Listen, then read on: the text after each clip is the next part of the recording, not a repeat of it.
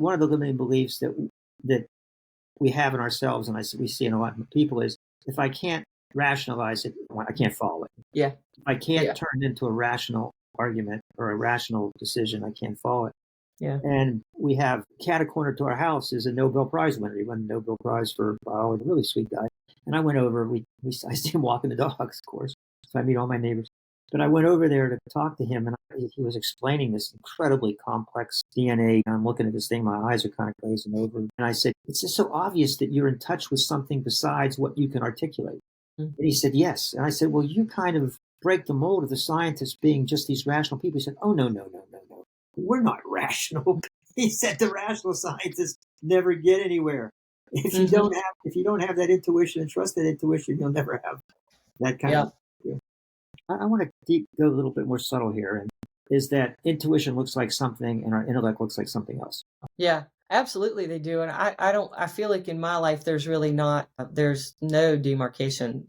They're all one. It's all one. And it has taken work and time and where I spend my focus. And, you talked about being a business owner, running a business, and what does that look like from an intuitive perspective? I think it's really important because I do make decisions based on my intuitive knowing.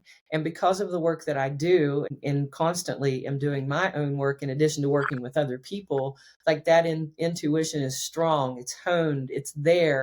When you're really aware of your intuitive knowing, then you recognize that the signs come all the time. We just have to be open to those signs. We have to just be open to allowing that information to drop in. That's really the how-to, is being open to it and trusting it. How do we do the how-to? Maybe another way to frame it is, what are the things that keep us closed off to what naturally is flowing to us in terms of conversation and wisdom? We have to do our own work. That's the hard one.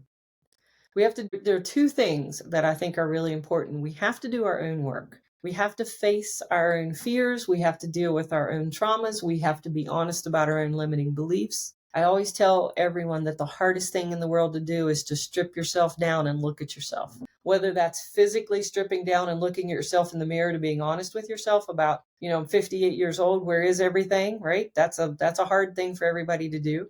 But the other part of that is like really being honest about, can I curse on this podcast, Dave?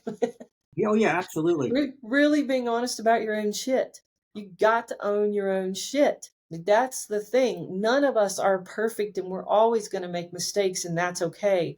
But we have to own our own shit. We can't be making excuses for things that we've done or not done. We cannot be in that space of the victim mentality of the world's being done to me. We have to step in, own our own shit, take accountability for everything, including the good, understanding that we can be proud and we can be grateful without living in ego.